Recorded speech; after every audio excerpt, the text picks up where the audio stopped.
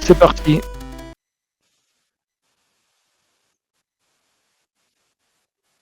Non, on ne m'entend pas. Voilà, maintenant on m'entend.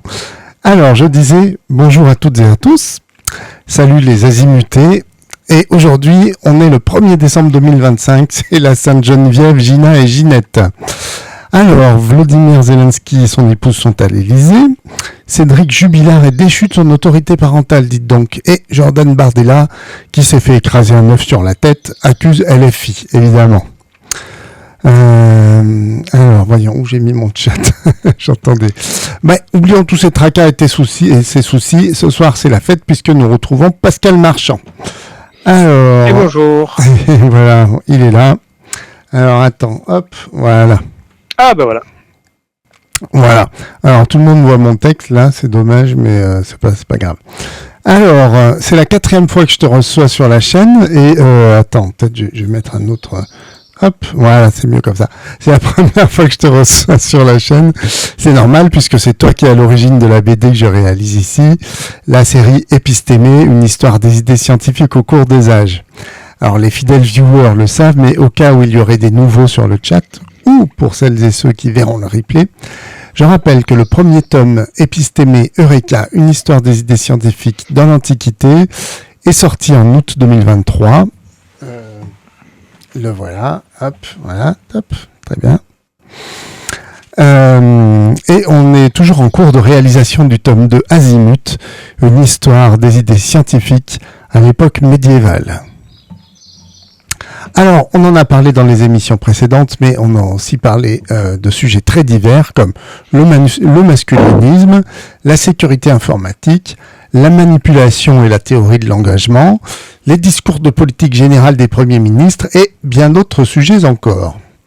Je vous invite d'ailleurs à aller écouter ces épisodes sur YouTube, sur ma chaîne Skepticon ou encore en podcast audio avec juste les émissions dans lesquelles je reçois des invités. Et j'en ai réécouté cette semaine pour préparer cette émission et c'est intéressant.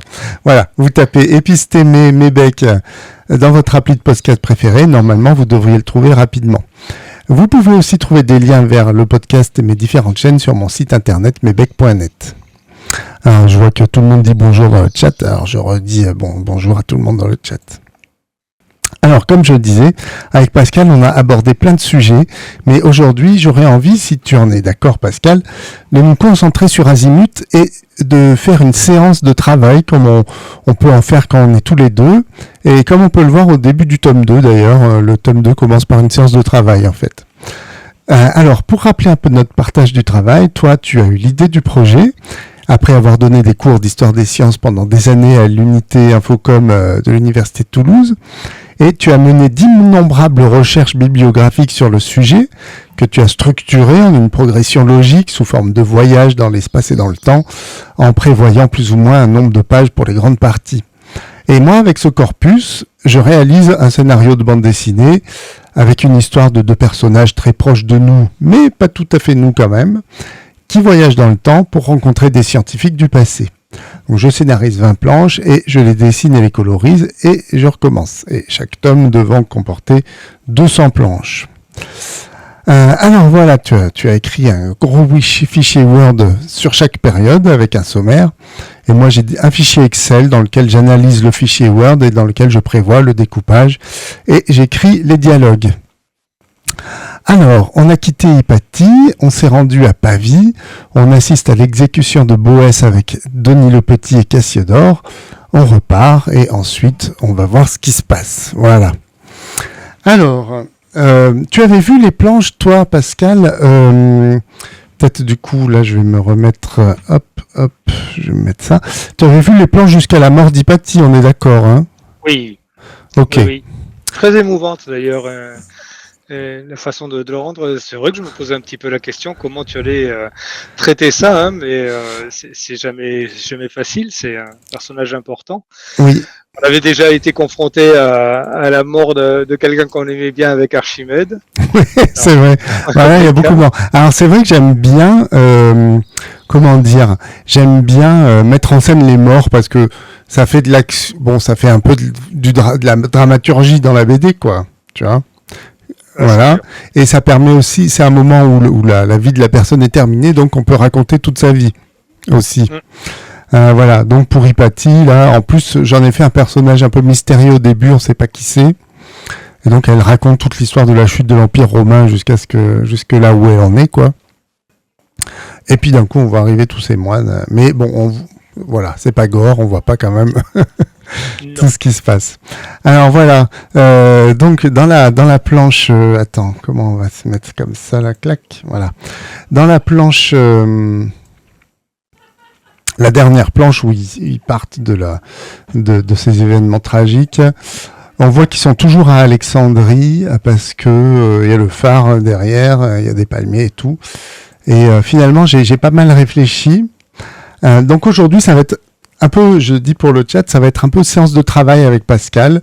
Je vais lui montrer ce que j'ai fait qu'il n'a pas vu. Donc le scénario que j'ai imaginé jusqu'à présent. Et ensuite, il va me dire ce qu'il en pense et tout ça, quoi. Donc, je vais lui expliquer des trucs. Il y a des trucs que les gens dans le chat ont peut-être vu parce qu'ils ont assisté à la création du truc et que toi, tu n'as pas vu. Alors, voilà. Alors, voyons voir. Oui, donc ça, tu vois... Ah oui, il y a l'histoire de Constantinople. Voilà. Donc, comme je te disais tout à l'heure, j'avais pris ma table des matières qui est là. Je sais pas si tu arrives à lire à l'écran ce qui se passe. Non, mais... sur le petit écran de droite, là.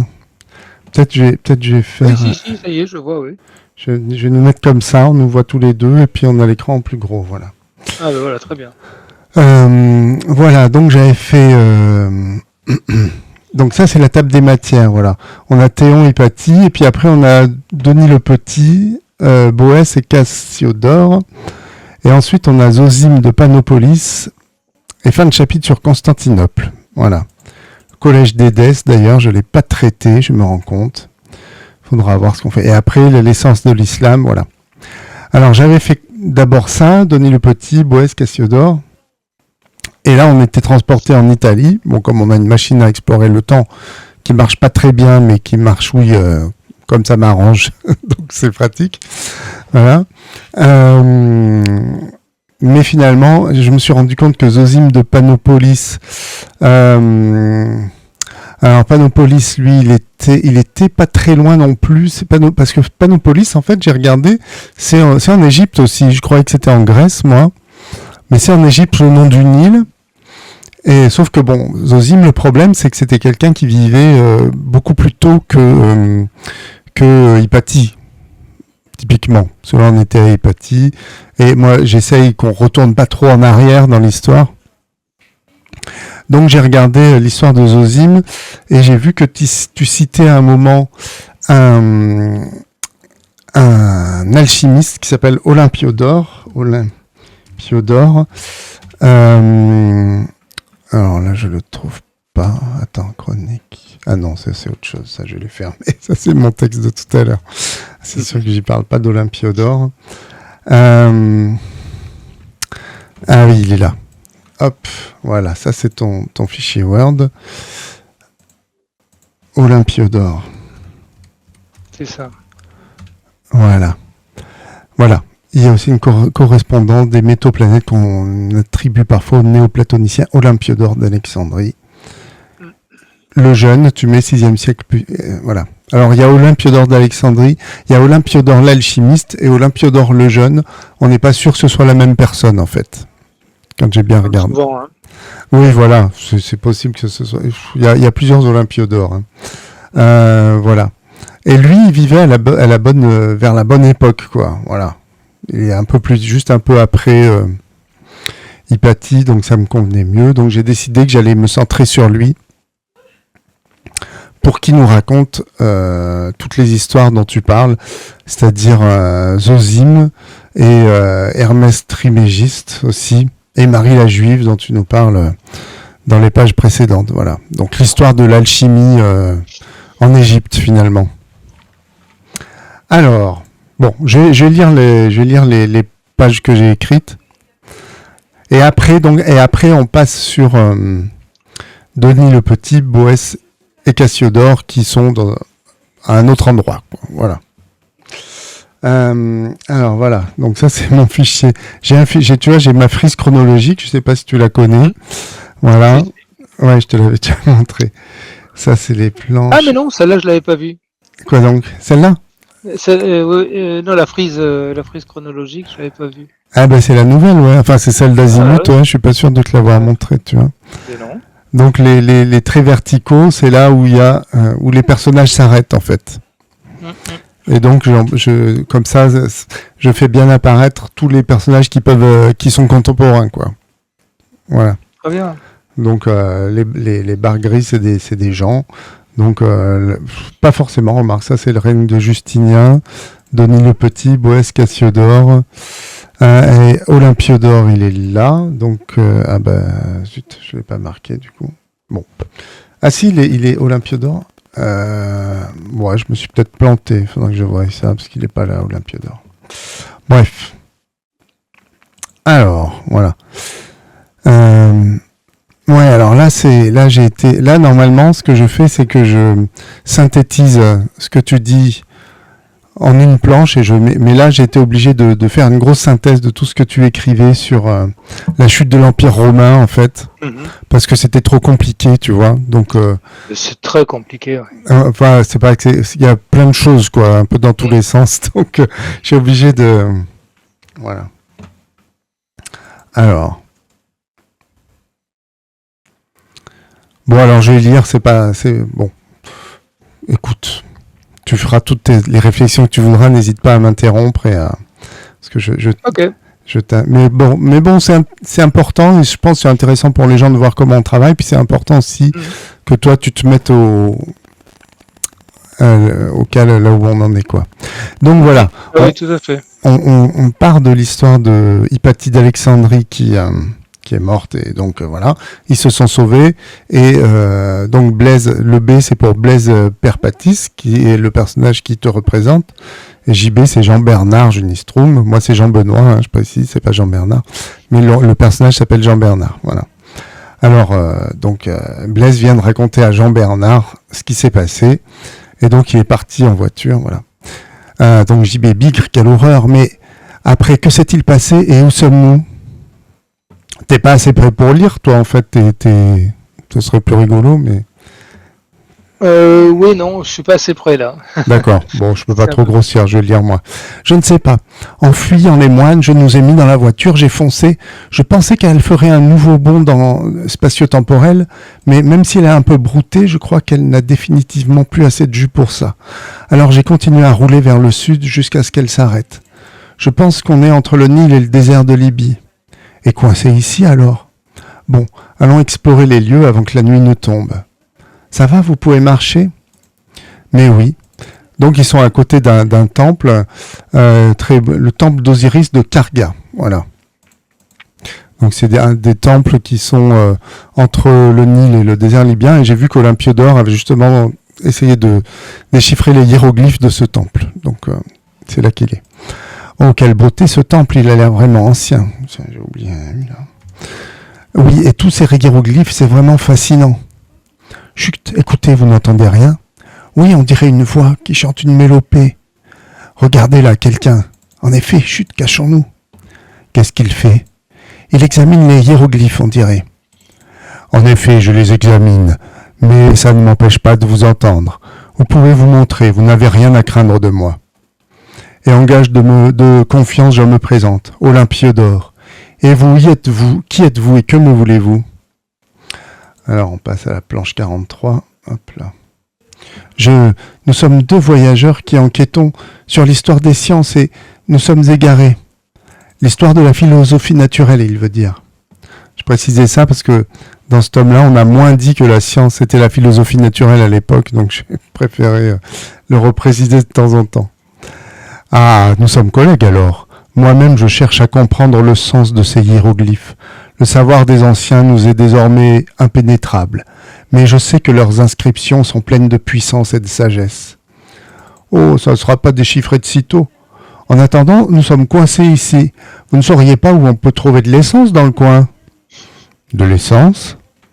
Oui, parce que on a une machine pour voyager dans le temps, mais elle a besoin d'essence pour fonctionner. Donc Blaise est un peu catastrophé des propos de Jean-Bernard. Une essence pour voyager dans le temps. Un élixir de longue vie? Suivez-moi. Il s'enfonce dans le temple en les invitant à le suivre. Je vois que vous êtes versé dans les arts hermétiques. Je vais vous montrer quelque chose, mais en échange, vous me ferez voir cette merveilleuse machine. Où est-ce qu'on va ? Je travaille ici à déchiffrer des anciens hiéroglyphes, mais je ne peux pour autant arrêter mes expériences. Alors je me suis installé dans un laboratoire d'alchimie dans ces sous-sols. Vous êtes les premiers humains à le découvrir, à part moi. Donc là, il y a tout un strip où on voit les installations d'Olympiodore avec les distillateurs et les appareils, notamment de Zosime. Quel merveilleux laboratoire, vous êtes alchimiste ? Oui, on m'appelle Olympiodore l'alchimiste, mais je crois que vous y connaissez bien dans cet art.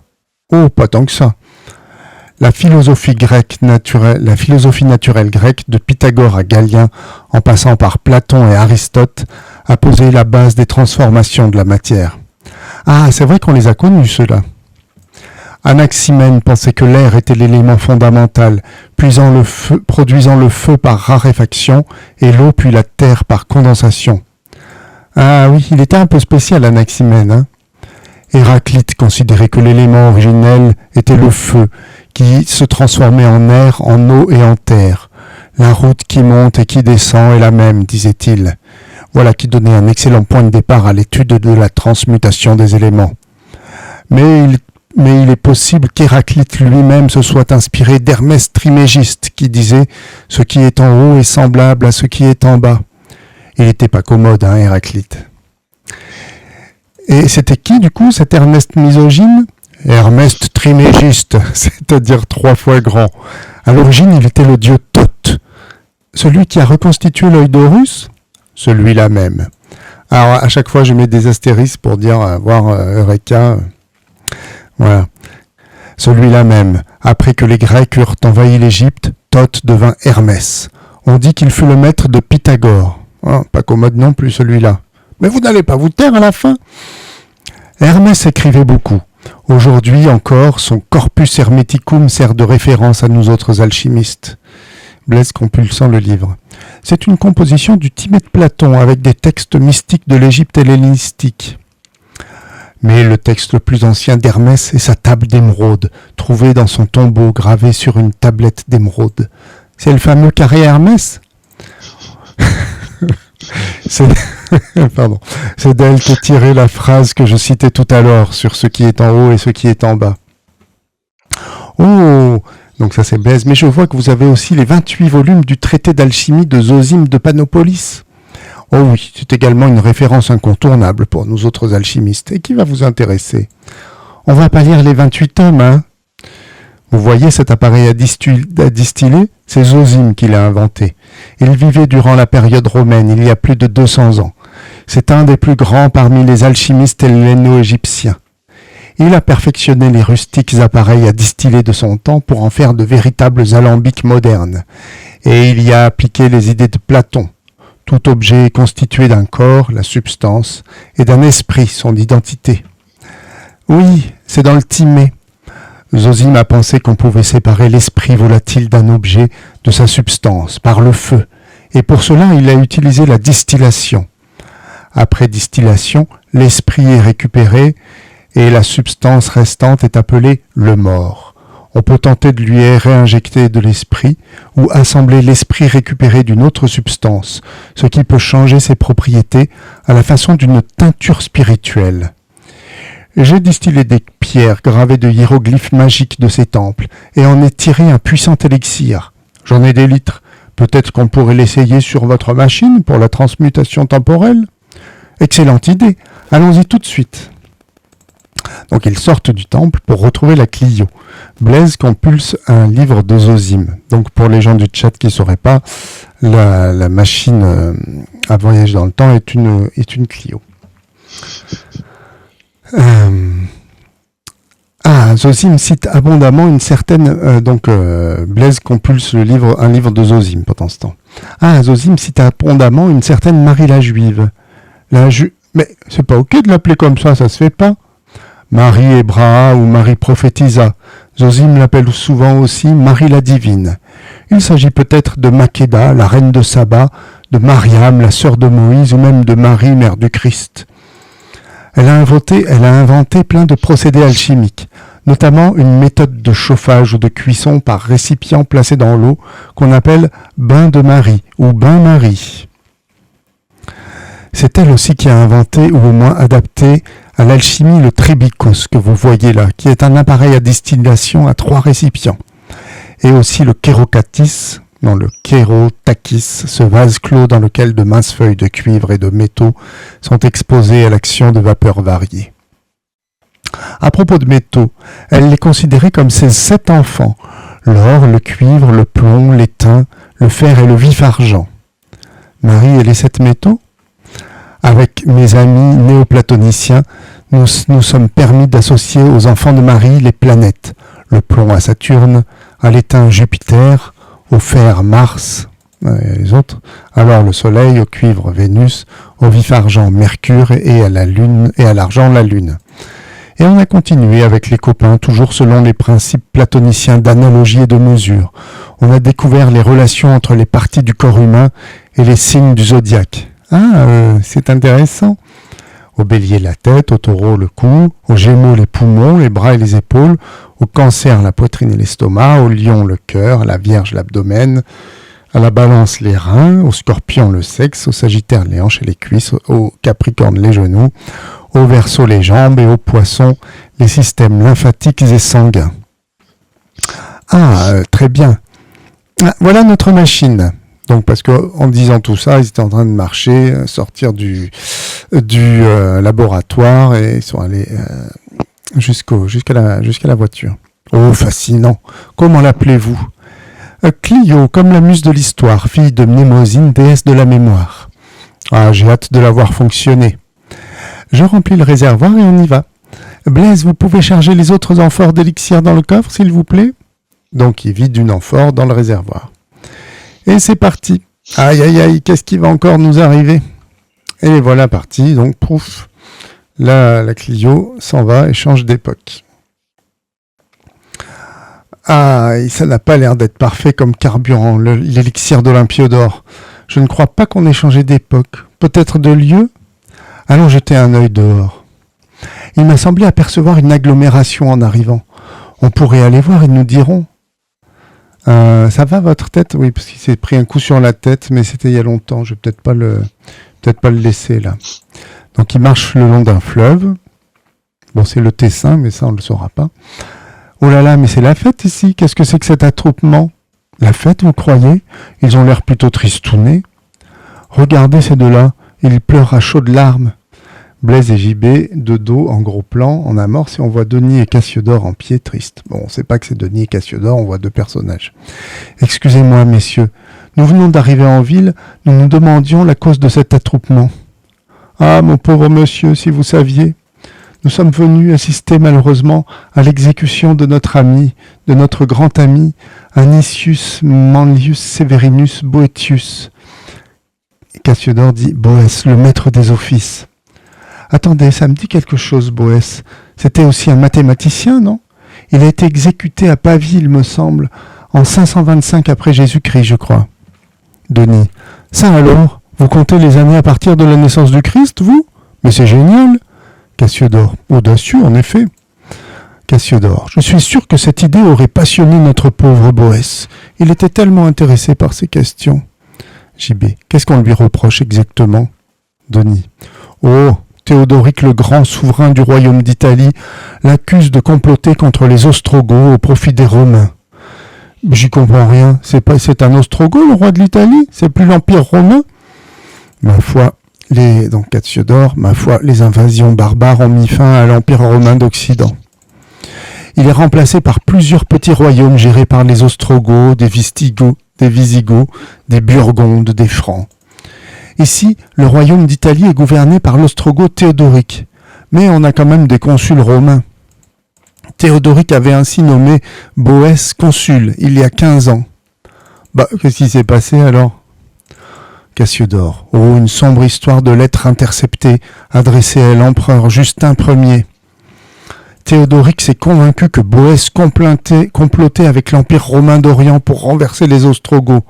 C'était faux, évidemment. Denis. Boès a été consul puis maître des offices, et pourtant il ne s'intéressait pas tellement à la politique.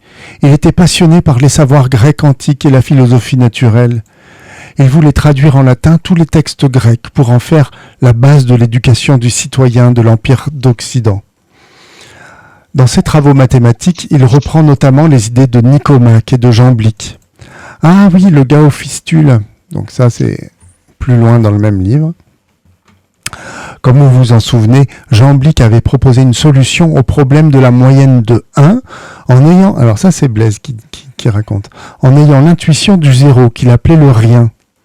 Ah oui, je suis censé me souvenir de ça? Eh bien, Boès a trouvé une autre solution à ce problème sans introduire le zéro. En effet, l'unité est seule à ne pas avoir autour d'elle deux termes, et c'est pourquoi elle est la moitié du nombre qui est à côté d'elle et de lui seul. Car à côté de 1, seul se trouve établi par la nature le nombre 2, dont l'unité est la moitié. C'est pourquoi il est certain que l'unité est en tête de la suite naturelle des nombres. Et elle est reconnue à juste titre comme celle qui engendre la multiplicité tout entière, si étendue qu'elle soit. Vous connaissez tout ça par cœur, mais vous êtes un grand malade. Denis. Pendant sa captivité, il a écrit un texte magnifique, La consolation de la philosophie. Il a un exemplaire avec lui. Il y rapproche les philosophies de Platon et d'Aristote, de celles de la théologie chrétienne. Cassiodore. J'ai récupéré le manuscrit et je vais le faire éditer. On le diffusera partout dans l'Empire d'Occident et d'Orient, en hommage à Boès. Denis à Blaise. Dites donc, vous m'autoriseriez à reprendre votre idée de compter les années à partir de la naissance du Christ ? Bien sûr, mais je vous demande ça parce que le pape Jean Ier m'a commandé la création d'un nouveau calendrier. JB. Ah, j'ai une idée. Vous pourriez poser nu comme les pompiers. Denis. Vous n'y êtes pas. Il s'agit de formaliser les dates importantes du christianisme. Cassiodore. Surtout les Pâques. Le jour des Pâques, c'est toujours compliqué. Denis.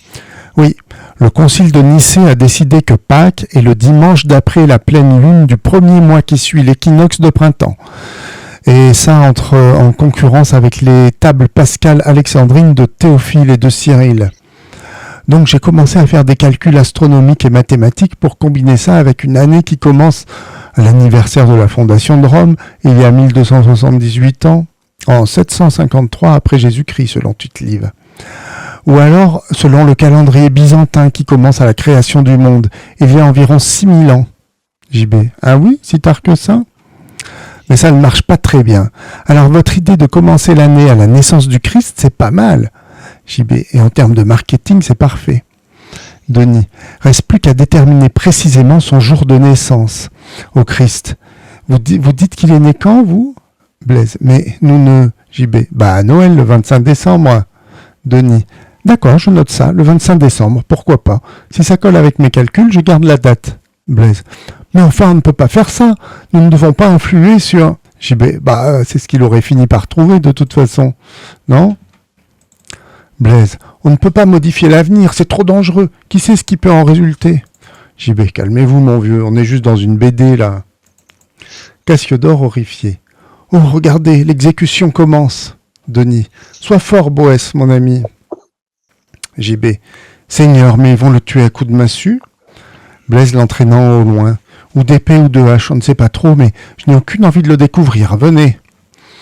JB. Ils ont vraiment l'air affectés, Denis et Cassiodore. C'était des bons amis de Boès. Blaise. Pour Denis, je le pense. En ce qui concerne Cassiodore, c'est plus compliqué. JB. Ah bon, pourquoi ? Eh bien, Cassiodore succédera à Boès comme sénateur de Théodoric, et on raconte même qu'il n'aurait pas été étranger à son arrestation. Ah, le fourbe, un autre Judas, Blaise. C'est pas si simple. Comme il l'a annoncé, Cassiodore va éditer les Consolations de la philosophie, considérées aujourd'hui comme une des premières grandes œuvres du Moyen-Âge. Et puis, peu après l'exécution de Boès, Cassiodore va se convertir et devenir extrêmement pieux, jusqu'à fonder un monastère, le Vivarium. C'était un repère de serpents, ce monastère ? Non, c'était plutôt calme. Il y passe la fin de sa vie à traduire des textes de philosophie naturelle grecque en latin. Précisément ce que voulait faire Boès. Vous voulez dire que c'est la culpabilité qui l'a fait se convertir, fonder un monastère et continuer l'œuvre de Boès? C'est possible, on ne le saura jamais. Là, j'ai un peu extrapolé, j'ai trouvé des informations sur Cassiodore. Bon, effectivement, j'ai trouvé dans un texte qu'on le soupçonnait un peu. Bon. Alors, il s'installe au volant de la voiture. Bon, qu'est-ce qu'on fait? On repart à la maison? Vous croyez? Ce ne serait pas mieux de continuer notre enquête au point où on en est? Bah, il faut que je répare ma machine. Et vous vouliez régler des tas de détails. Oui, c'est vrai. Allez, faisons ça, en route. Après tout, une bonne douche ne nous fera pas de mal. JB qui roule de plus en plus vite. Oui, et puis j'ai hâte de retrouver mon petit lit, un bon chocolat chaud sous un plaid devant des séries. Ah, ça fait envie tout ça. Pouf. Donc là, c'est ce qu'ils avaient prévu. Mais où est-ce qu'on est? C'est la nuit? On n'est pas du tout à la maison. Ils sortent de la voiture. Non, c'est le jour, regardez, le soleil. Mais pourquoi fait-il si sombre et quel froid glacial? J'ai un mauvais pressentiment. Et là, regardez, des gens arrivent. Ils ont une démarche bizarre. On dirait des zombies. Voilà. Bon, je me suis arrêté là. Parce que comme je te disais tout à l'heure, j'ai décidé qu'ils étaient repartis. Donc là, ils étaient en... il faudrait que je reprenne les dates exactement. Et là, ils ont changé un peu de lieu et de date, mais pas beaucoup. Ils sont au vivarium, dont on a parlé juste avant. Enfin, aux alentours du vivarium, et c'est la peste de Justinien, voilà. Et il fait froid et il fait sombre parce que il y a un volcan islandais qui a eu pas mal d'éruptions juste avant et qui a provoqué un changement climatique et des épidémies, voilà. Donc voilà, c'est pour ça qu'on est dans une ambiance d'apocalypse zombie. Et ils vont pouvoir se réfugier dans le vivarium et retrouver Cassiodore, et qui va leur expliquer en fait tout ce que j'ai noté, tout ça là. Donc constitution de l'Empire byzantin, les savoirs antiques, parce que j'avais pas traité toute cette partie Constantinople en fait, tu vois, Alexandria, Byzance, etc. Donc il va leur expliquer un peu, mettre un peu de contexte à tout ça, quoi. Voilà. Waouh. Ben oui, c'est une période extrêmement compliquée à plein de niveaux. Et c'est vrai que tu dois absolument trouver des effets de scénario pour arriver à rendre tout ça un peu fluide. Parce que quand on lit les écrits un peu scientifiques, un peu historiens là-dessus, d'abord très souvent ce sont des auteurs qui se sont spécialisés dans un personnage et qui n'ont pas complètement développé le contexte. Et du coup, ça devient compliqué de remettre les personnages dans leur époque, dans leur lieu et entre eux. On ne sait pas s'ils se sont connus ou pas. Aussi, donc ça, il y a des moments où tu rentres dans les interstices comme ça pour créer un scénario.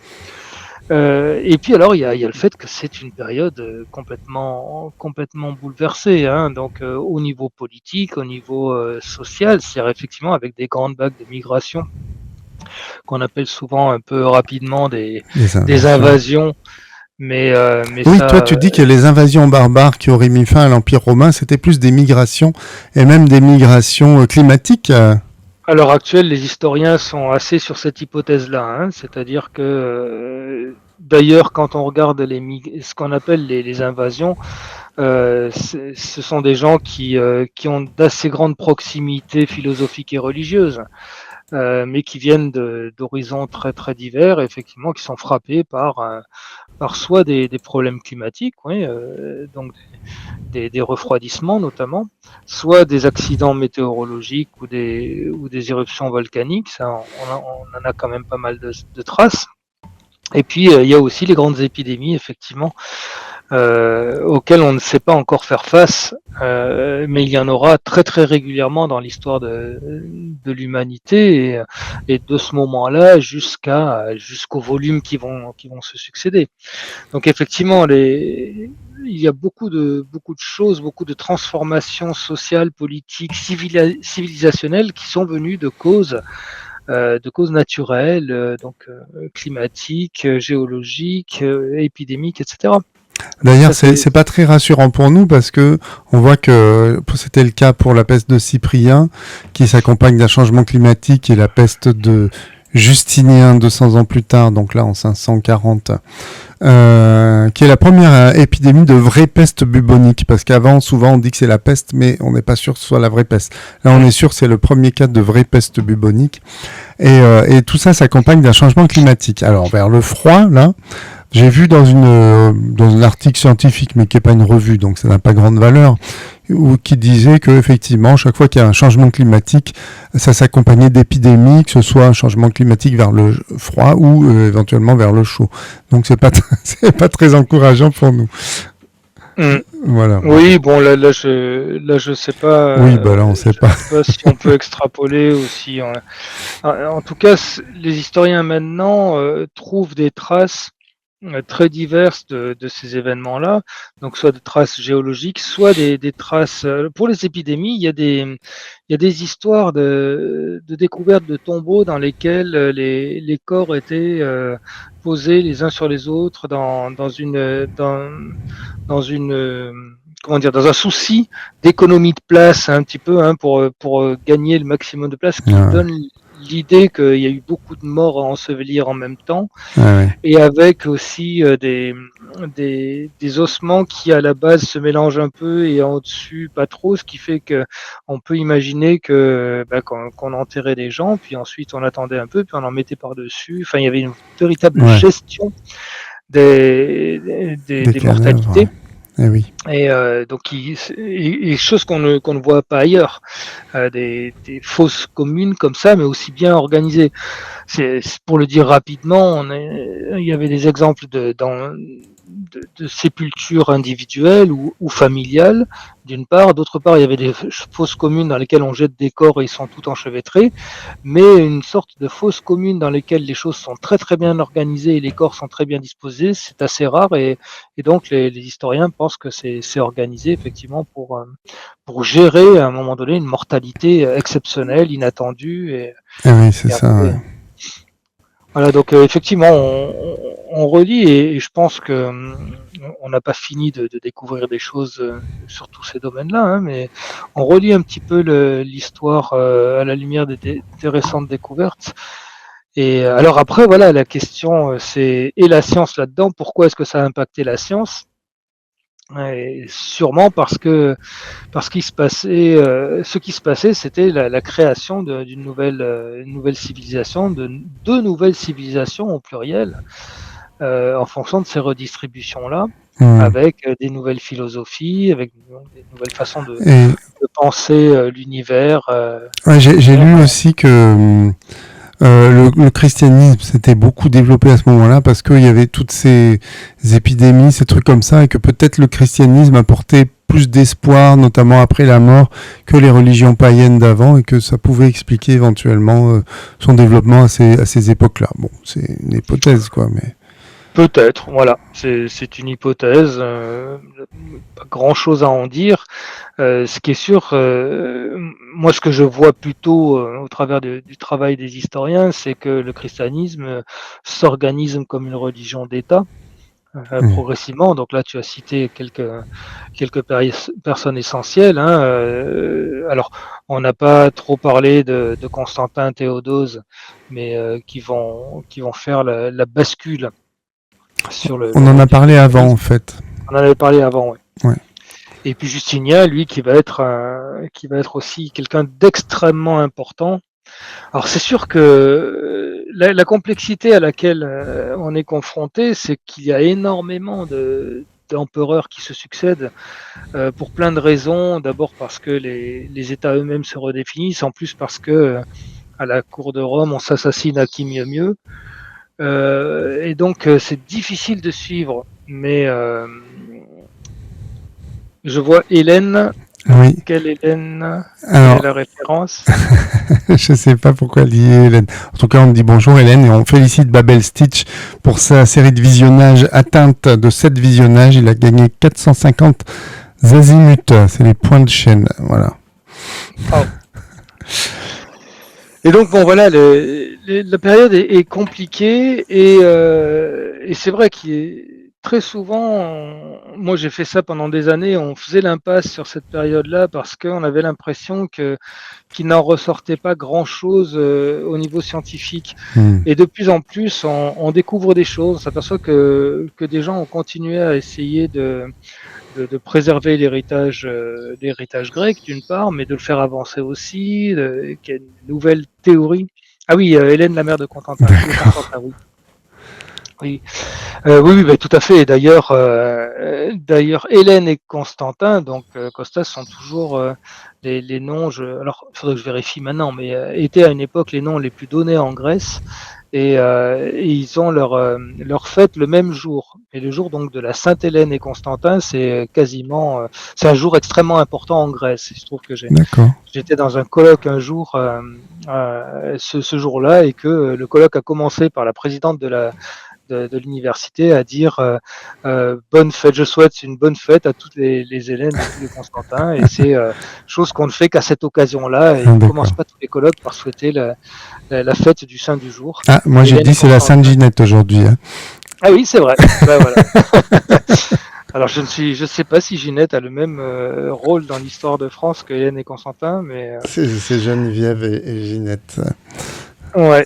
Mais c'est vrai que voilà, Constantin c'est celui qui se convertit et Théodose c'est celui qui impose juste après le christianisme comme religion d'État. Oui.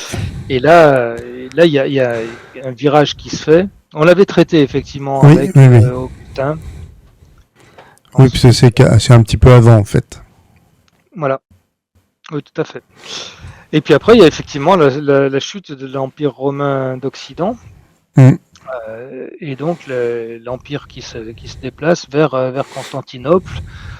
Constantinople, la ville de Constantin. C'est ça, ce qui est Byzance, qui était l'ancienne Byzance et qui est la future Istanbul. Oui. Ah oui, ça on va pouvoir en parler peut-être. Lola Springwater, vous aviez déjà fait celle de BD, l'édition 2026 annulée, oui ça on sait. Point de vue de les financeurs publics, mais bon c'est l'issue que tout le monde pressentait désormais officielle, l'édition 2026 du Festival de BD d'Angoulême est annulée, comme ça l'a annoncé. Oui, bon c'est pas du tout à cause des financeurs publics, c'est parce que il y a eu un boycott et un girlcott des auteurs de BD qui ont été suivis par les éditeurs, et quand les financeurs publics ont vu ça, ils ont dit bon, on va peut-être pas trop, on va peut-être moins dépenser cette année, du coup c'est cool. Voilà. 1er décembre de Sainte-Florence, oui, je crois que c'est ça, mais c'était hier. Non, c'est aujourd'hui. Ah bah oui, t'as raison, j'ai vu Sainte-Geneviève et j'avais lu Sainte-Florence quelque part. Bah écoute, j'ai propagé une fake news. Peut-être. À vérifier. Oui, Festival d'Angoulême, effectivement, très compliqué. Hein. Donc là, on parle de BD, donc on peut l'évoquer, mais voilà. En gros, c'est pas du tout les financeurs publics, mais le gars, Franck Bondou qui a dit ça, c'est le président de 9e Art Plus, et il est un peu amer, mais c'est à cause de lui, en fait, parce qu'il a et ça fait des années qu'il est pointé pour sa gestion toxique, son management toxique, il a fait des montages financiers, disons qu'il y a une autre société qui assiste 9e Art Plus financièrement pour gérer le festival, mais il se trouve qu'il est aussi président de l'autre société, et puis il fait du népotisme, et puis ce qui a déclenché le feu aux poudres, ce qui a fait déborder le vase, c'est qu'il a renvoyé une jeune femme qui se plaignait d'avoir été violée par un des partenaires du festival, une jeune femme qui était salariée de 9e Art Plus, et pour toute réponse, il l'a renvoyé. Donc ça a été un peu la goutte d'eau qui a fait déborder le vase pour les auteurs, et donc on a dit on boycotte et tout. Bon, il n'y avait pas que ce problème-là, mais ça s'est ajouté, quoi. Et voilà, du coup, tout le monde s'est désengagé, et comme c'était fragilisé par toutes ces années de toxicité de Franck Bondou, ça a craqué, quoi, voilà. Oui, donc bonne chose cette annulation, je sais pas, parce que c'est compliqué, il y a plein de partenaires, de petits éditeurs sur place qui sont en difficulté du coup. Je sais pas si c'est très bon pour la BD en général, mais en tout cas, il fallait sans doute faire quelque chose pour mettre fin aux agissements de ce personnage, voilà. pour le point Angoulême. Alors, de quoi on parlait? Oui, des ostrogoths, des épidémies et de la science dans tout ça, quoi. Voilà. Oui, ben voilà. Là, donc, ceux qui commencent à, ce qui commence à émerger, c'est qu'il y avait encore une activité philosophique, qu'elle était sans doute nettement moins dense que ce qu'avaient connu les grands centres grecs et vers les périodes tardives, comme Alexandrie par exemple, dont on a beaucoup parlé. Mais de là à dire qu'il ne se passait rien, c'était un petit peu exagéré. Voilà, il y a eu quelques découvertes, notamment en mathématiques. Et puis il y a cette question de l'alchimie, effectivement, alors qui vient de loin, mais c'est intéressant de se pencher un peu sur cette question de l'alchimie, parce que avec notre regard d'aujourd'hui, on peut être assez facilement méprisant sur l'alchimie. Et il y a des choses intéressantes dans la démarche des alchimistes. C'est-à-dire que il faut vraiment imaginer qu'est-ce qu'ils avaient comme connaissance. Hein. C'était quand même pas grand-chose en biologie ou en astronomie. Voilà, on avait encore des choses très très rudimentaires. On était encore sur les 4 éléments. Ah oui. Et oui, majoritairement, hein, toute la biologie et l'astronomie, donc l'histoire de la matière ou l'histoire du corps du vivant, tout ça reposait encore sur les 4 éléments. Et l'idée de l'alchimie, c'est quand même l'idée d'aller plus loin encore dans la réflexion, en disant si effectivement ces 4 éléments sont en équilibre, est-ce qu'on ne peut pas imaginer que sous l'influence d'un certain nombre de facteurs extérieurs, les éléments les éléments puissent changer, alors ça c'est l'une première chose, et puis leur organisation pourrait changer aussi. Et donc il y a des théories derrière, ça n'est pas uniquement un délire.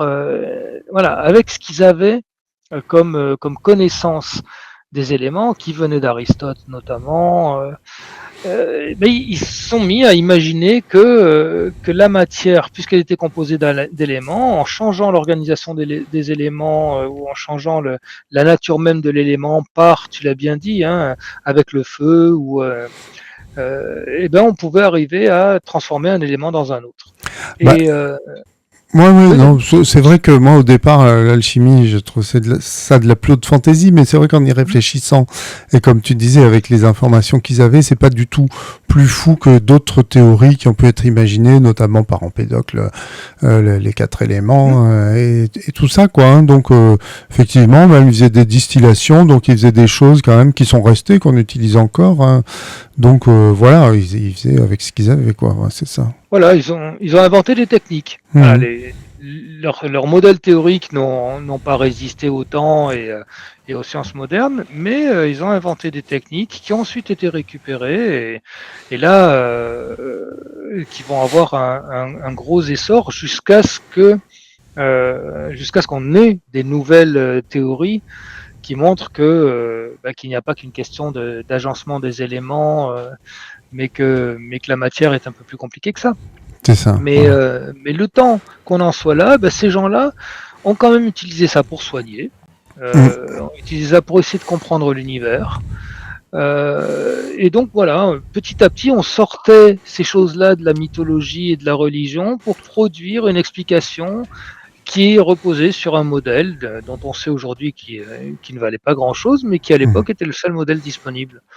Donc voilà, moi je viens de temps en temps remettre les choses à leur juste mesure. Et puis ce qui est rigolo, c'est que leur but c'était de trouver la pierre philosophale qui permettait, l'élixir de longue vie qui est un peu la même chose, qui permet de devenir immortel. Alors on peut dire c'est quand même un peu délirant. Oui, mais Elon Musk cherche également à faire exactement la même chose aujourd'hui. Hein, donc on peut dire que c'était pas plus fou que certains tout à fait contemporains, quoi. Ah oui, c'est vrai que j'avais pas fait le lien, mais il y a toujours ce fantasme-là. Et alors après, la pierre philosophale, ça arrive plus tard. Mais au départ, il y a quand même l'idée, voilà, d'inventer un peu. Alors, on verra un petit peu plus tard, mais des moyens de distillation, des moyens de. Et puis bon, tu parlais du bain-marie. Mhm. Alors, on n'est pas très très sûr de toute la réalité de Marie la Juive, qui elle était. Mais par contre, elle est mentionnée et surtout l'idée même qu'à un moment donné, on va utiliser le fait de chauffer l'eau pour arriver à produire quelque chose d'autre qui va avoir une utilité, ça va être repris notamment dans la médecine. Ouais. On dit bonsoir à Gertrude Stein. Je sais pas si tu arrives ou si tu t'en vas, mais bonsoir dans tous les cas. Oui, d'ailleurs, Marie la Juive, je me demandais, je sais pas si c'est pertinent ou pas, si ça va se trouver dans le cours de l'histoire, mais je me disais, si jamais elle avait trouvé cet élixir de longue vie, peut-être qu'on pourrait la retrouver à plusieurs époques. Ça pourrait être amusant, pourquoi pas. Ma foi. À voir. À voir, mais J'en discutais dans les streams précédents avec Lola Springwater, notamment, dit peut-être que ça pourrait être la mère du Christ qui aurait trouvé un élixir de longue vie, tu vois, puis qui serait là dans toutes les époques. Voilà. ah oui. Ouais. Voilà. Bon, Ouais, là, c'est plus. après, ce qui est chouette pour nous, c'est qu'on commence à rencontrer des personnages féminins. Et donc, il va petit à petit y en avoir plus. Hein. Hypatie, Voilà. bien évidemment, personnage absolument emblématique, qu'on commence à connaître. Elle n'était pas très connue jusqu'à il y a quelques années. Puis là, maintenant, d'abord, il y a eu des associations qui se sont créées et qui ont repris le nom d'Hypatie. Voilà. Donc, il y a eu un film. Oui. Donc, on commence à connaître un petit peu mieux. Voilà, petit à petit, on va aussi. Alors bon, dans un premier temps, il n'y en aura pas énormément, hein, mais quelques personnages comme ça qui ont marqué. C'est ça. Alors moi j'ai remarqué que Hypatie comme Boès, c'était des gens qui voulaient traduire les écrits grecs et les vulgariser pour leurs contemporains et qui ont mal fini. Alors pour Hypatie c'est sans doute lié. En ce qui concerne Boès, a priori non, puisqu'il a été exécuté non pas parce qu'il voulait perpétuer la science grecque, mais parce qu'il était accusé de trahison, de haute trahison par les Ostrogoths. Est-ce que tu sais si à cette époque, donc entre 500 et 550, enfin le 6e siècle, quoi, il y a eu des gens qui ont été persécutés parce qu'ils voulaient justement traduire les écrits des Grecs en latin ou faire et que ça déplairait au pouvoir chrétien?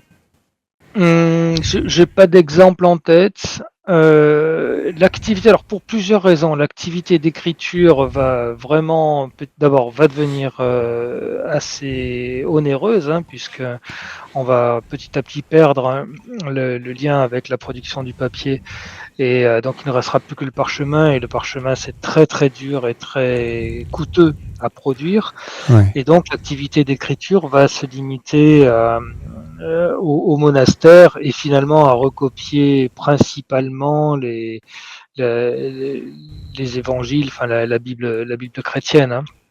Alors il va y avoir quelques copies d'écrits philosophiques, mais c'est pas, il n'y a pas une grande, on ne connaît pas à l'heure actuelle. Alors encore une fois, il y a peut-être d'autres choses, il y a peut-être des choses que je ne connais pas, et puis il y a peut-être des choses qu'on n'a pas encore découvertes. Mais l'activité de traduction des textes grecs, la première voix qu'on connaît n'est pas directement une voix latine. Ça va passer, et là, bon, je pense que, vous l'avez peut-être vu, mais on arrive au bout d'une période. Là, on est au 6e siècle, on est à la fin du 6e siècle. Et là, on va changer d'air, on va changer de chapitre, on va changer de façon d'organiser l'Europe, et il va y avoir une nouvelle passion et une nouvelle activité de traduction qui va arriver à partir du prochain chapitre. Mais ça passera pas par le latin. Et alors au Vivarium, tu sais ce qu'il faisait exactement? Parce qu'il traduisait là des bouquins, non? Je sais pas du tout. D'accord. Je ne sais pas du tout, il faudrait que je me repenche là-dessus. Oui. Là, j'ai oublié, et c'est vrai que en t'écoutant tout à l'heure, je me suis posé cette question en disant, je suis passé un peu vite sur le vivarium. Il y a des endroits où je m'attarde un peu plus, et celui-là, je sais pas pourquoi, je suis passé assez vite. Donc j'essaierai de voir. Alors Alors, oui, hein, je réponds vas-y. à Hélène, effectivement, dans la grande époque impériale romaine, le latin n'était pas, finalement, n'était pas très répandu comme langue. Et donc, la population gardait sa langue vernaculaire, sa langue habituelle. Hein. Les envahisseurs romains n'avaient pas l'habitude de traduire, enfin d'imposer la langue latine à tout le monde. Et les intellectuels qui connaissaient la philosophie naturelle, effectivement, connaissaient le grec. Et c'est pour ça que, par exemple, les évangiles ont été écrits en grec et non pas en latin, ni en araméen, ni dans une langue vernaculaire de Palestine, parce que effectivement, ceux qui ont écrit étaient ceux qui savaient lire et écrire, et donc ils maîtrisaient le grec. Et c'était des notables. Et donc ils écrivaient absolument tous leurs écrits étaient en grec.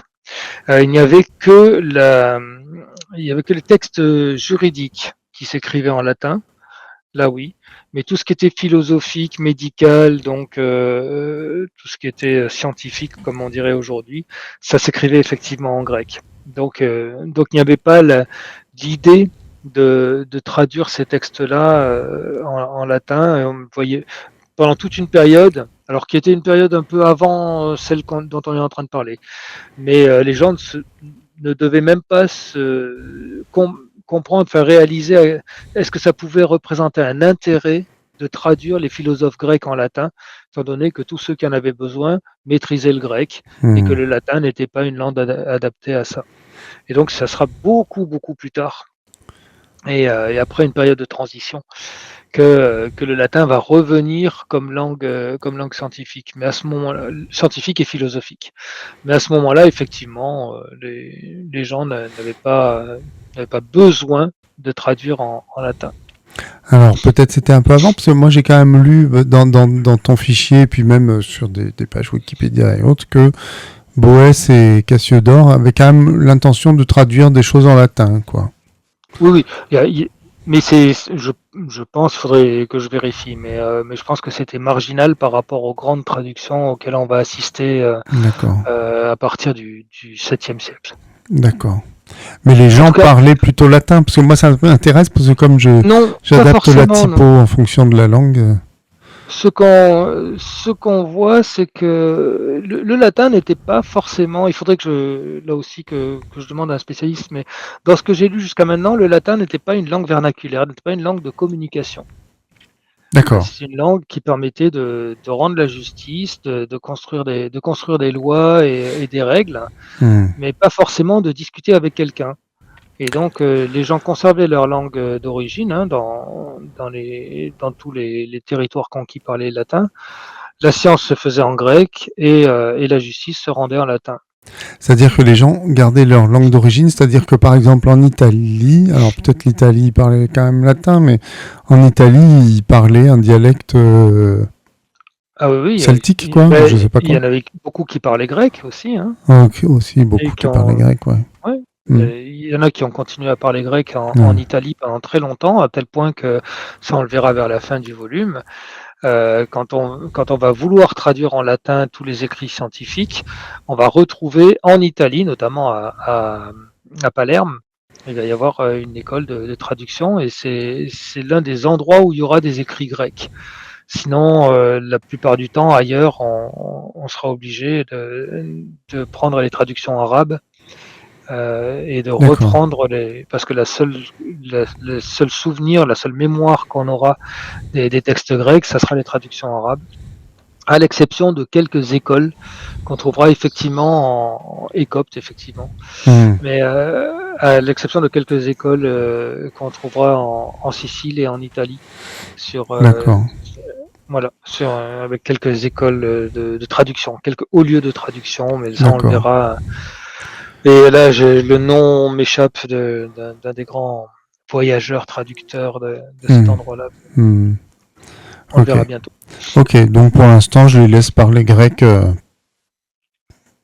Oui. Parce que pour moi, j'explique aux gens, parce que moi j'utilise une typo différente par langue en fait. Ou même des fois par personnage, mais plutôt les Grecs ils ont une typo grecque, les Romains, les Latins ont une typo, quand on parle latin on a une typo spéciale, et quand on parle d'autres langues on a d'autres typos, quoi, voilà. Alors ceci dit, c'est vrai que c'est une vraie question, hein, en quoi ces gens-là se parlaient entre eux. Je me souviens pas avoir lu quelque chose là-dessus. Donc moi je sais pas en quoi ils se parlaient. Ok. Comment ils échangeaient. Ouais. Et oui, en fait, peut-être personne n'en sait rien vu qu'on n'avait pas de micro. Oui, alors peut-être aussi, mais c'est vrai que moi en tout cas il faudrait croiser des écrits sur l'histoire des sciences. C'est vrai que moi je lis surtout des écrits sur l'histoire des sciences. Bah oui. Avec des travaux sur les histoires et civilisations. Bon, après, moi, je fais mes petites recherches, mais enfin, ça va pas bien loin. C'est surtout Wikipédia. Des fois, je tombe sur des articles du Cairn ou de Hall, mais bon.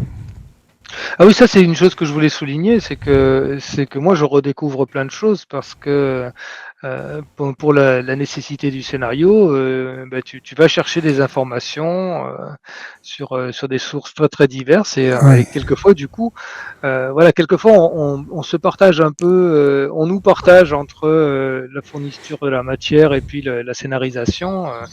Et en fait, les choses sont plus compliquées que ça. C'est-à-dire, quelquefois, moi, j'en dis trop sur certains aspects et pas assez sur d'autres.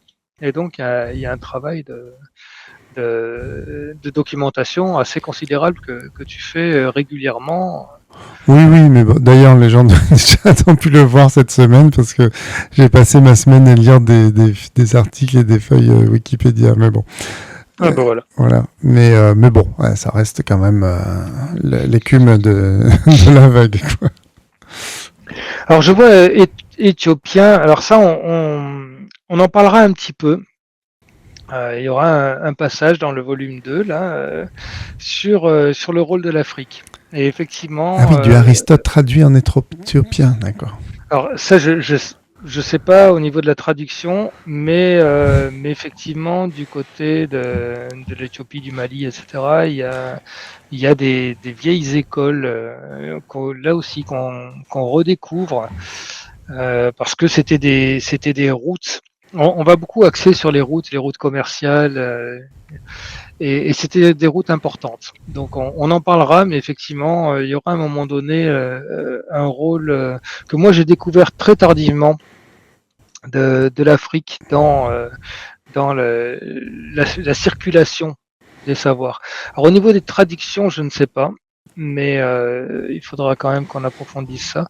Bah, tu pourras nous partager ta référence, la référence de l'Aristote en éthiopien sur le Discord, Hélène, si tu veux. Tes souhaits. Merci. Je suis un peu enrhumé. C'est la saison.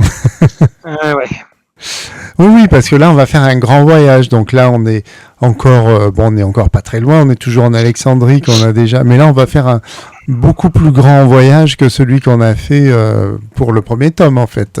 On va aller beaucoup plus loin. Parce que on avait évoqué la Chine dans le premier tome. Là, on risque d'y aller en vrai, quoi. Eh oui. Oui. Donc ça va faire de la route. C'est rigolo que tu en parlais tout à l'heure. Dans le travail que j'ai à faire, il y a un peu l'organisation géographique de tout ça. Ouais.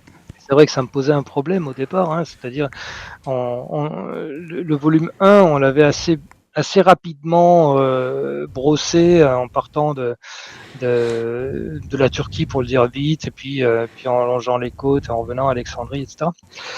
Pour le volume 2, c'est vrai que j'ai mis du temps à trouver ça, et c'est vrai qu'un jour, je suis venu chez toi avec des cartes, oui, voilà. et que j'ai étalé sur ta table en disant ça y est, je sais ce qu'on va faire, je sais où on va partir. Aimé, moi, regarde, on va partir de. Voilà. Et alors, du coup, la première fois que tu m'as envoyé les planches et que j'ai découvert cette séquence-là, c'était assez sympa de voir et qu'effectivement, ça s'est passé comme ça. C'est pas. Voilà. Après, j'ai un peu brodé, mais là, ça s'est passé Bah comme oui, ça. voilà. Ouais, ouais. C'était complètement ça et donc voir comment on pouvait trouver un fil directeur qui était très géographique et toujours pareil dans la circulation du savoir. On en avait parlé la dernière fois hein, avec Hum, la circulation des manuscrits et tout ça. voilà. Les Euh, 7 villes. Et en 1, 2, 3, 4, 5, 6. Ah, j'en ai que 6 là. C'est celle-là, Byzance, Damas, Bagdad, Samarcande, Le Caire, Tombouctou. Ah, après on a Cordoue, Tolède, Séville, Chartres, Oxford. Ok.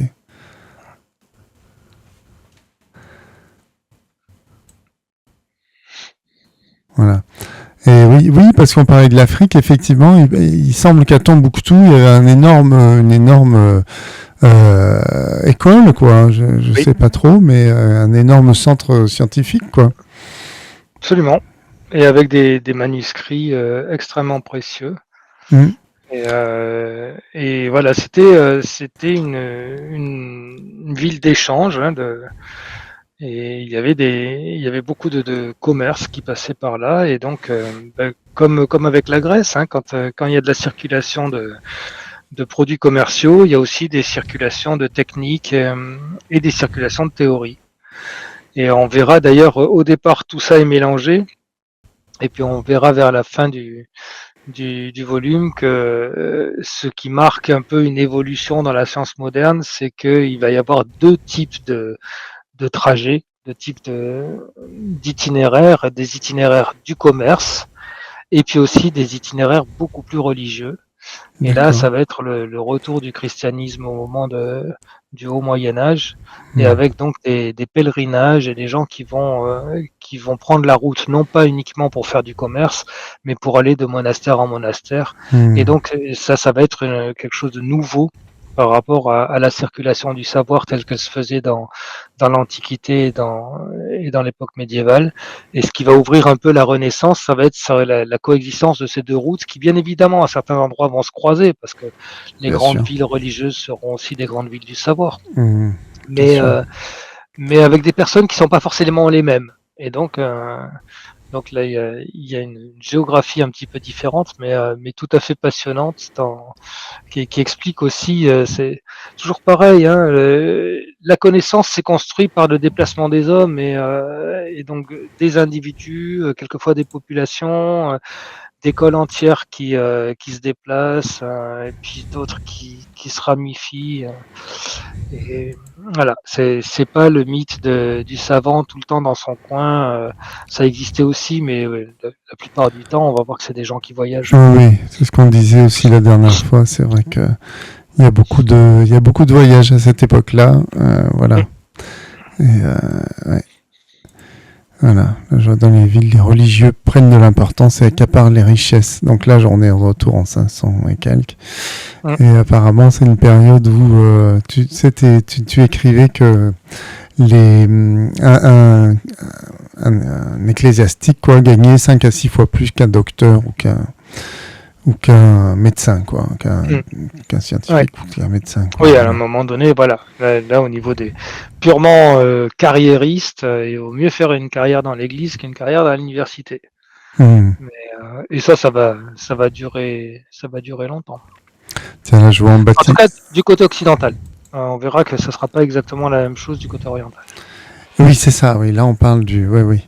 Parce que tu disais la dernière fois, c'est vrai que. Bon, c'est une époque où les choses sont un peu à renverser par rapport à ce qu'on perçoit maintenant, c'est-à-dire que l'Occident était beaucoup plus chrétien, dogmatique que l'Orient, qui était plus ouvert, plus sophistiqué et plus ouvert à la philosophie naturelle ou pas, quoi. Alors, ça dépend beaucoup des périodes et des endroits. Mmh, C'est globalement, à certains moments, oui. C'est pas toujours comme ça ne dure pas toujours très longtemps. Il reste des lieux où il y a pas mal d'échanges, de tolérance et de construction de connaissances entre des gens qui partagent pas forcément les mêmes religions. Mais c'est vrai, il y a un moment effectivement dans l'histoire et qui est le moment qui va arriver là maintenant où où il y aura beaucoup plus de production de connaissances du côté oriental et avec une ambiance au départ beaucoup plus tolérante et avec une cohabitation de gens qui ont des philosophies très différentes. Et ça va donner un véritable coup d'accélérateur à la science orientale, alors que l'Occident, l'Europe sera tenté par un renfermement sur lui-même ou alors à des querelles intestines dans les royaumes européens qui vont succéder à la chute de l'Empire romain d'Occident. Et donc voilà, ça va accuser un certain retard de ce côté-là et un certain renfermement avec une grosse orthodoxie très dogmatique et donc très répressive sur tout ce qui sort de l'orthodoxie. Ouais. Donc là-dessus, il y a une période effectivement. Mais bon, on va voir que c'est jamais acquis. Hein, et que c'est ça à un moment donné, et puis après ça change. Oui, mais malgré tout, ça va faire du bien de raconter ça dans la période où on est là. Peut-être ça sera un livre complètement subversif quand il sortira. Ah oui, à plein de niveaux. Hein. À plein de niveaux, il y a des aspects. Mais bon, les scientifiques ont toujours porté une part de subversion. Mais c'est vrai que voilà, il y a certains stéréotypes qui ne résistent pas à l'examen de l'histoire. C'est ça. Et donc, il faut simplement, à un moment donné, remettre les choses dans leur contexte et dans leur histoire pour voir que tout n'a pas été toujours pareil et qu'il y a des gens qui ont été qui ont porté à un moment donné le progrès social et scientifique. Voilà, mais ça on le verra petit à petit, ouais. Et c'est possible qu'il y ait des réactions par rapport à ça. On risque de pas être distribué dans les relais H, par exemple. Ah, ça je sais pas. Ça je sais pas. Mais c'est déjà pas le cas avec le premier, donc. Oui, c'est déjà pas le cas. Oui, c'est beaucoup trop compliqué pour les réseaux de Bolloré. Bref. Voilà. Et oui, donc je regardais ça. Oui, donc voilà, du coup j'ai développé toute cette partie Constantinople a posteriori, et donc c'est Cassiodore qui va raconter ça, voilà. Mais après, on disait que t'avais prévu un petit détour en Europe carolingienne là, et qu'on traitera plus tard, voilà. Ouais, oui, parce que voilà, comme je le disais. Géographiquement, on est toujours quand même autour de Constantinople, hein, on est par là. Et donc l'idée, c'est que là, il va y avoir l'arrivée de l'islam et donc la création de très grandes villes scientifiques, Damas, Bagdad, etc. Et puis ensuite, ça va s'acheminer vers l'est. Mais pour autant, il s'est passé des choses. Il s'est passé des choses dans l'Europe médiévale, notamment en Angleterre. Donc la question, c'est comment on traite à ce moment-là. Et puis aussi, l'autre question, c'est toujours de faire le lien entre ce que les gens savent de cette période de l'histoire et ce qu'on apporte comme connaissance nouvelle. Et alors par exemple, il y a une chose, j'y ai pensé assez tard, mais on parle pas de Jules César, et je me dis, il aurait peut-être fallu à un moment donné parler de Jules César pour que les gens situent ça dans le temps. Mais en soi, le règne de Jules César pour l'histoire des sciences n'apporte pas grand-chose. Effectivement, des gens moins connus comme Justinien sont beaucoup plus importants. Ah si, je l'ai vu passer, le nom de Jules César, à propos des calendriers. Calendrier de Denis, qui reprend un calendrier de Julien, mais de Jules César, qui est calqué sur le calendrier byzantin. Et c'est vrai que là, j'ai parlé dans le texte que je t'ai lu de calendrier byzantin, moi. Et j'aurais pu dire le calendrier de Jules César à la place. Voilà. Ah oui, alors ça, c'est une grande affaire, les calendriers. Et ça, on n'a pas fini d'en parler des calendriers parce que ça va nous amener, ça va nous occuper beaucoup jusqu'à assez tardivement. Hmm. Parce que c'est pas une petite affaire, hein. Les calendriers, c'était qu'est-ce qu'on faisait? Est-ce qu'on faisait des calendriers plutôt historiques et éventuellement un peu mythologiques, ou alors des calendriers qui aient une base astronomique? Astronomique, ouais. Et on va voir que des grands noms de l'histoire des sciences ont eu à un moment donné à scoltiner sous commande notamment du Vatican, scoltiner des calendriers, réformes de calendriers, etc. Et que ça va nous amener à des révolutions scientifiques. Hmm. Donc ces histoires de calendrier, c'est assez intéressant, assez important. Et effectivement, c'est l'une des raisons pour lesquelles je voulais qu'on évoque Denis le Petit, qui en soi n'est pas un personnage majeur de Hmm. l'histoire, mais c'est l'un des premiers à s'être coltiné ça. Voilà. Et donc voilà, ça peut être intéressant. Mais donc tu en as un petit peu parlé. Donc voilà, l'idée c'est que il se passe quelques petites choses dans l'Europe occidentale à ce moment-là. C'est pas encore énorme, ça va le devenir, Hmm. mais je pense qu'on y reviendra. Oui, puisque là, on a dit qu'on allait faire un très grand détour par la Chine et l'Afrique pour revenir en Europe. Et donc là, en revenant en Europe, on pourra se faire expliquer ce qui s'est passé pendant qu'on était par Monts et par Vaux, on va dire. Déjà, quand tu dis un détour par la Chine et l'Afrique, c'est déjà énorme. Bah oui. Et effectivement, bon, c'est un peu l'idée de remonter la route de la soie, Hmm. parce qu'effectivement, le long de la route de la soie, il y a des endroits extrêmement importants de l'histoire des sciences. Et là, pour le coup, on sera dans l'histoire des sciences jusqu'en Chine. Et puis après, le retour par l'Inde, on va découvrir quand même une autre façon d'écrire et de dire les chiffres. Ouais. Et puis qui va ensuite arriver à Bagdad. Et là donc on va partir sur quelque chose de beaucoup plus établi. On commence à avoir des bonnes bases là-dessus. Et puis effectivement après on reviendra par l'Ifriqiya, pour le dire vite, le Maghreb. Bon, c'est un peu plus grand que ça, mais et donc on fera un détour par l'Afrique à ce moment-là Hmm. pour arriver ensuite à la partie occidentale de l'Empire d'Islam, c'est-à-dire l'Andalousie.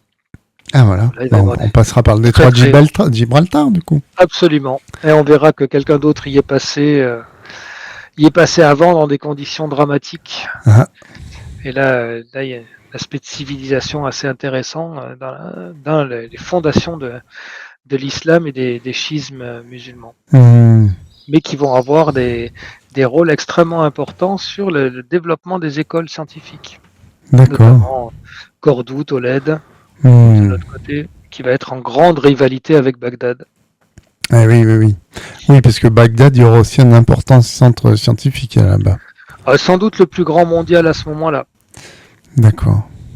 Et la semaine dernière, non, la dernière fois, tu nous parlais on parlait du papier, justement. Tu disais que l'Europe avait un problème de fabrication de papier parce qu'ils faisaient du parchemin en tuant des bestioles. Et donc, il fallait un troupeau de moutons pour faire un bouquin. Après, il y a il y a du velin, qui est du veau mort-né, c'est encore pire. Et les Chinois, eux, avaient du papier. Mm. Et donc, il y a une grande guerre entre les Arabes et les Chinois. C'est un peu comme ça qu'on a récupéré le papier. Alors c'est ce qu'on dit. C'est qu'effectivement la bataille de Talas. Alors, c'est où Talas? Parce que tu avais déjà cité son nom. C'est Samarcande. Ouais, En c'est Ouzbékistan, pas loin. alors. Ok. Voilà, Ah oui, c'est pas mal à l'ouest pour les Chinois, dis donc. Ah oui. Et ben voilà, en fait, c'est deux expansions. Les historiens disent qu'il y a deux expansions à ce moment-là. L'expansion des Chinois d'est en ouest, et puis l'expansion des Arabes plutôt nord-sud qui remonte. Et quand tu dis les Chinois, c'est vraiment les Chinois, c'est pas Attila et les Huns, c'est parce que. Ah non, là c'est la Chine. Parce que j'avais pas notion que la Chine ait été expansionniste comme ça au Moyen-Âge, tu vois. Eh ben oui, oui. Tout le monde est là à dire que la Chine, c'est des gens qui sont pacifistes, mais bon. Oui, après, elles n'ont pas construit à partir de rien l'un des territoires les plus grands Oui, de oui, la planète. Hein. oui, ouais, tout à fait. Voilà. Alors après, là aussi, je suis complètement ignare en histoire de la Chine. Je découvre ça au fur et à mesure et sans doute avec une vision biaisée. Là, il faudra peut-être qu'on Hmm, à des demande à des spécialistes. spécialistes. Ah, on Ouais. pourra recevoir des Mais, spécialistes de la Chine antique là sur le stream, on leur parlera, ça sera ouais. rigolo.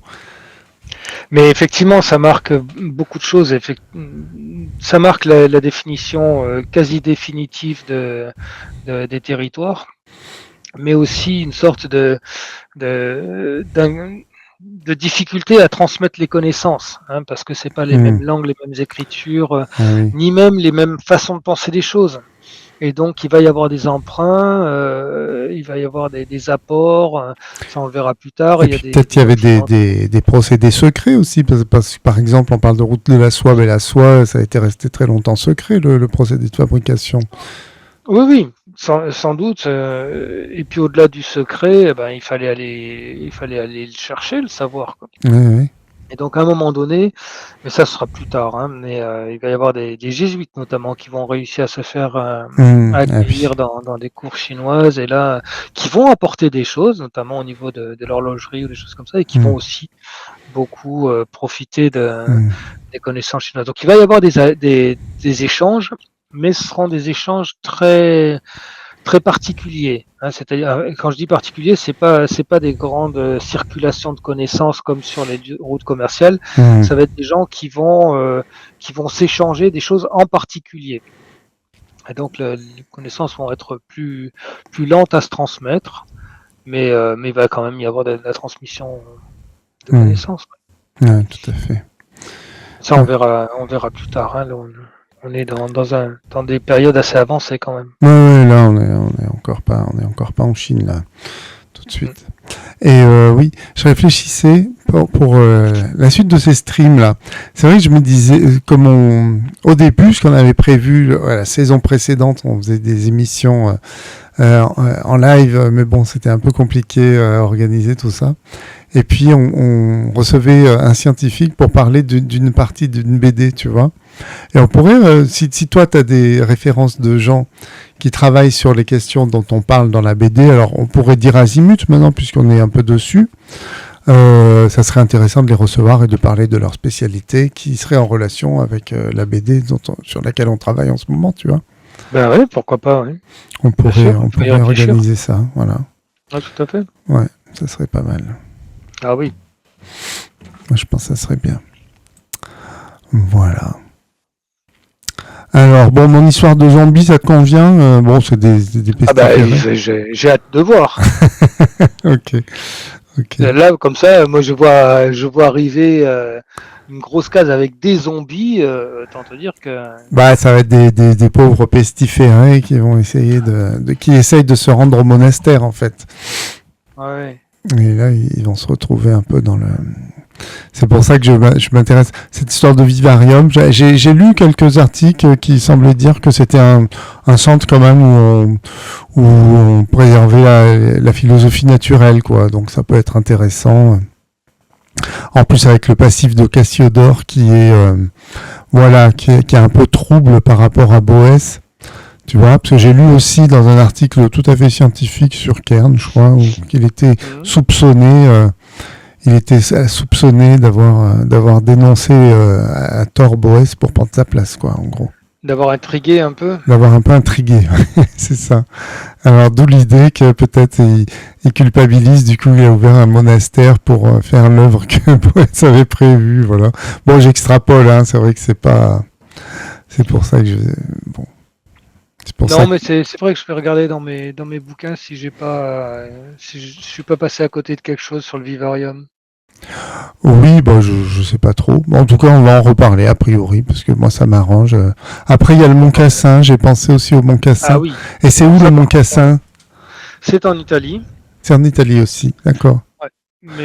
Mais ça, on en parlera beaucoup. Ok, donc Ah oui, peut-être... là, il y a un gros sujet, hein, et puis qui va traverser les âges. D'accord, ok. Peut-être je regarderai, on en reparlera. Peut-être ça serait bien de l'introduire là, sinon. Ouais, est-ce que Est-ce j'avais que les prévu dates d'en correspondent? parler? Il a C'est ça, été il faut que ça existe quand même. de quoi? Ah Il oui. faut que ça existe pour en parler. Oui. Oui, oui, il y a des choses, à peu près à ce moment-là. Si, si, on va. Mais même, c'était même avant, pas loin de Ah Justinien, il oui. y a quelques. 480, je vois. Attends. Voilà, Sur le ouais, mont ouais, Cassin en Italie du Sud, Benoît de Nursie, 480-547, donc c'est pile cette époque-là, détruit le temple ouais. d'Apollon pour fonder un monastère et un nouvel ordre religieux, promis un bel avenir, les bénédictins. Et oui, parce que Benoît de Nursie, c'est Saint Benoît qui a fondé l'ordre des Dominicains, Des des bénédictins. Bénédictins. Ouais, bah oui. Ok. Et donc peut-être qu'on pourrait être là plutôt. Parce qu'on Et a ça, parlé, et parce que voilà, c'est quand et même beaucoup plus. celui dont je cherchais le nom, il est justement à cet endroit-là, c'est Constantin l'Africain, Ah voilà. dont je cherchais le nom tout à l'heure, qui va avoir Ok. un rôle La de bibliothèque de l'abbaye traducteur. du Mont Cassin va devenir une référence. On en Mm. reparlera. Et donc on en reparlera quand? Oh, ben c'est un petit peu plus tard, c'est dans le même volume, mais c'est un petit peu plus tard. C'est quand on redécouvre les écrits grecs au travers des Arabes et qu'il y a justement toute une, comment dire, des déplacements de personnes entre l'Andalousie et l'Italie, dont Constantin l'Africain, Ok. qui vont ramener des écrits et puis aussi redécouvrir sur place un certain nombre d'écrits et commencer à faire des traductions, des traductions. Donc, où est-ce qu'on est censé en reparler? Je sais pas, parce qu'il faudrait que je regarde dans tous mes fichiers, Hmm. mais, euh, mais ça va revenir, oui. D'accord. Oui, mon Cassin, ça va rester une institution pendant très longtemps. Ouais, peut-être je peux commencer à l'introduire là. Ça serait l'occasion de s'y Mmh. rendre physiquement, puisqu'après on va partir quand même très loin vers l'est. On risque de pas y revenir nous-mêmes, tu vois, dans la BD. Ouais. Donc Ah ouais, tout peut-être à là. fait. Donc on pourra en reparler. Est-ce qu'on fait Vivarium ou Monte Cassino? Je sais pas. Voilà. Moi, l'idée du Vivarium me plaisait bien parce que si j'aime bien parce que il s'appelait comme ça parce que j'ai lu ça qu'il y avait des grands bassins avec des poissons autour, tu vois. Ah, ça me dit quelque chose. Voilà, donc c'est rigolo. Si on tombe dedans, il y a plein de gros poissons, c'est amusant. Et surtout s'il y a des zombies de tous les côtés et puis qu'il faut se sauver, tout ça. Alors peut-être il peut y avoir ça aussi au Monte Cassino, mais c'est pas dans le nom, quoi. Et puis ça permettait de revoir Cassiodore, qui est un personnage qu'on avait déjà vu, donc c'est toujours agréable. Mais bon, je vais me plonger dans la question dans les jours qui viennent et on en rediscutera. Voilà, parce que les bénédictins, donc oui, ça va devenir un grand centre où ils récupèrent des textes de philosophie là-dedans. Non, non, non, non, mais ça va devenir un des ordres majeurs Ah de la oui, religion catholique, ah oui, chrétienne d'accord. d'abord. Ah Ok. oui, l'ordre de Saint-Benoît, après,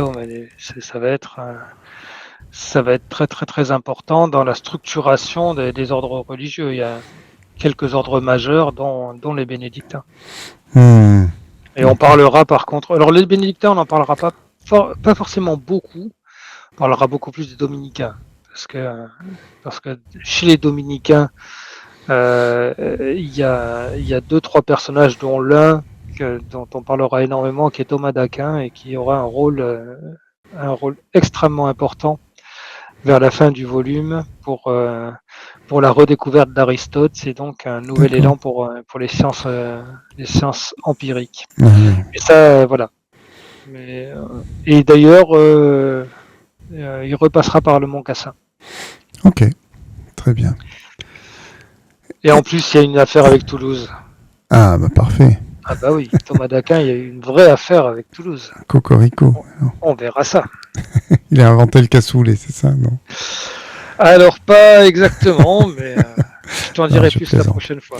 Bon, j'étais content aussi de mon idée de Denis le Petit qui cherchait à faire un calendrier, puis on lui dit bah Noël c'est le 25 décembre, et l'autre dit ah mais c'est génial, bah, d'accord, je garde la date. Oui, parce que j'avais lu que la date avait été choisie un peu arbitrairement. Donc je me suis dit bon bah, si c'est arbitraire, on peut faire ce qu'on veut alors. Voilà.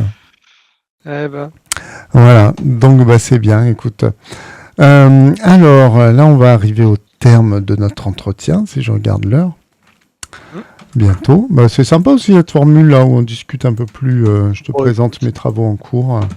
Voilà, ça te fait un peu avancer dans la connaissance de la BD. Voilà. Alors ça c'est le calendrier. Alors il est moche, hein. Il faut que je fasse ça vraiment plus joli. Donc là on est là. Et toi tu reviens le 12 janvier. Ça va vite être là. Ouais, 12 janvier. Ouais, je ne me trompe pas. 12 janvier. Je reçois Alexander Samuel le 15 décembre de nouveau. Si tu es disponible, tu es cordialement invité à participer à la visio. Parce que chaque fois je lui dis peut-être tu auras Pascal Marchand. Il me dit ouais, ça serait super, j'adore. Bah, pourquoi pas. Voilà. Et après le 26 janvier, Albert Moukébert. Et après, de nouveau, toi, le 9 février. Et après, le 16 février, Séverine Falkovitch et Alexander Samuel de nouveau. Voilà. Ensuite, de nouveau, toi, le 16 mars. Et après, on ne sait pas trop. J'ai des touches, mais on verra. Voilà. Bon. Bah, enfin, voilà. Programme. Bah oui, écoute, on s'occupe. Hein. Enfin, c'est pas qu'on n'ait rien à faire, mais on s'occupe quoi ? On s'occupe quand même. Ouais, quand même. Voilà, ouais. Non, mais c'est chouette aussi. Écoute, je vais te souhaiter, ainsi qu'à toutes les personnes du chat, une excellente soirée. Du coup, non, tu es là, toi. Voilà, je te regarde sur mon écran, mais c'est là qu'il faut que je regarde. Une excellente soirée. Je te dis à très bientôt. Je vous dis à très bientôt dans le chat. Normalement, demain, du coup, à 16h, de 16h à 19h. Merci, Hélène44. Et puis, alors, partez pas. Je vais vous envoyer en raid quelque part, chez qui on va pouvoir aller. Je suis toujours... Attends. Faut que j'ouvre un nouveau navigateur. Figure-toi que à chaque fois, je me trouve à l'étroit, donc j'ai 4 écrans devant moi. Parce que à chaque fois, je retrouve un vieil écran dont je me sers pas et je me dis, mais je peux le rajouter. Et je le fais parce que j'ai besoin de beaucoup d'écrans pour streamer finalement. Il faut que je coupe ça parce que ça fait de l'écho. Voilà, alors chez qui je vais vous envoyer je vais vérifier. En attendant, je vais lancer le générique. Quittez pas parce que c'est toujours bien que pour le streamer qu'il y ait un peu de gens qui y soient.